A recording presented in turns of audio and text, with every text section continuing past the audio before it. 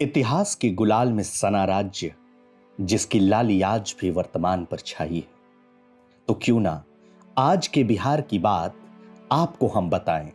शाहाबाद, मिथिला, पाटलिपुत्र, अंगदेश समेत बिहार की खूबसूरती से राब्ता आपको कराएं।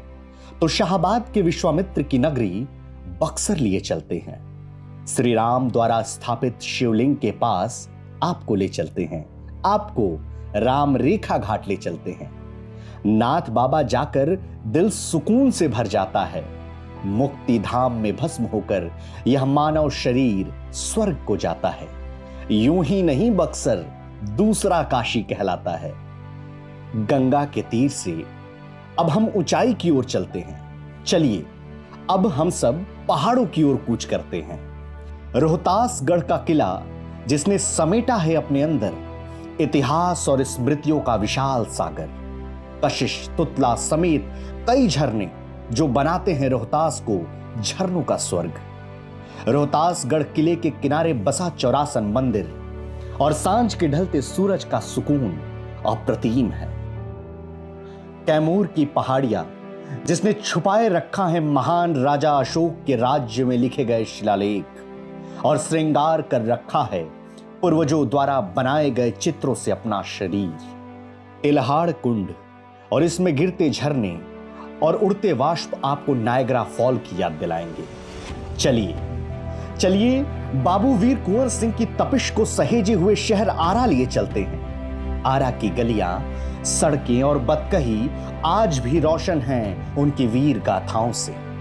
अभी कई अनगिनत कहानियां हैं जो तय समय में सुनाना मुनासिब नहीं, तो अब हम आपको अंग देश के महान राजा दानवीर कर्ण की भूमि एवं महर्षि कौल की तपोभूमि, पुण्य सलीलामा गंगा के पावन तट पर बसे शहर भागलपुर ले चलते हैं। भागलपुर जहां आक्रांताओं के हमले के बावजूद भी विक्रमशिला के अवशेष आपको ज्ञान द्वीप की तरह नजर आएंगे। यह वही शहर है जिसके मंदार पर्वत पर भोलेनाथ और पार्वती ने रचाई थी अपनी शादी, और जनश्रुति के मुताबिक वाल्मीकि रामायण ने यही लिया था अपना आकार।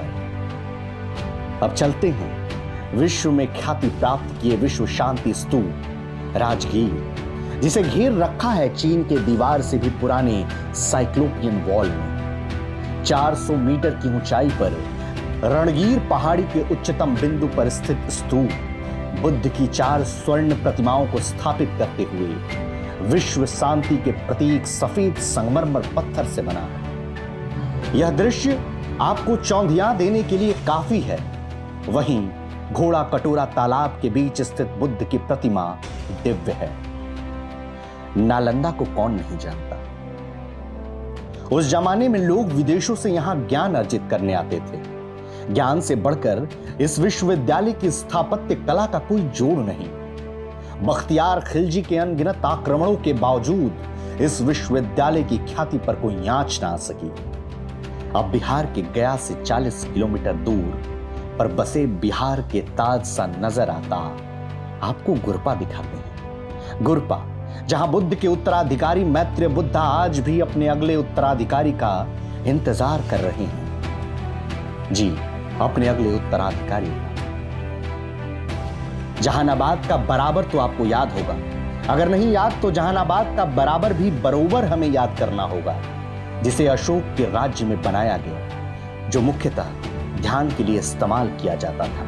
याद रहे, यह विश्व की सबसे पुरानी रॉक कट केव्स में से एक है। नदी, पहाड़, झरने के बाद हम आपको अपने वाल्मीकि नगर घुमाते हैं। प्राकृतिक छटाओं से घिरा ऐसा वन जिसमें गुर्राते हैं बाघ, विचलन करते हैं जीव जंतु।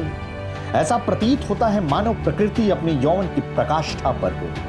ऐसा है अपना वाल्मीकि नगर का जंगल। अब बारी है बिहार का दिल कहे जाने वाले पटना की। महावीर मंदिर, गोलघर, गांधी मैदान, गंगा, कितनी कहानियां तो हैं बताने को पटना के बारे में। पर इतना जरूर याद रखना कि मैं अनुग्रह हूं, मैं राजेंद्र हूं, मैं धूरी हूं, मैं ही केंद्र हूं, मैं शांत हूं, मैं मौन हूं, मत भूलो कि मैं कौन हूं। भटकते राही का राह हूं, रामलीला का उत्साह हूं। एक सदी को समेटे खुद में बिहार का स्वाभिमान हूं। यह पटना है। जाते जाते आपसे माफी इसलिए कि अभी हमने आपको पूरा बिहार नहीं दिखाया। और यह सोचिएगा जरूर कि अगर हमने आपको यह पूरा बिहार नहीं दिखाया तो यह झलकी मात्र कितनी बड़ी है, और जब आप पूरा बिहार देखेंगे तो वो कितना बड़ा होगा, कितना खूबसूरत होगा। और जाते जाते आपको एक सलाह भी हम देते जाएंगे कि बिहार के बारे में कोई राय बनानी हो तो कानों से नहीं, अब आंखों से देखिएगा। अनडिस्कवर्ड की तरफ से आप तमाम लोगों को बिहार दिवस की अपार बधाई। जय बिहार।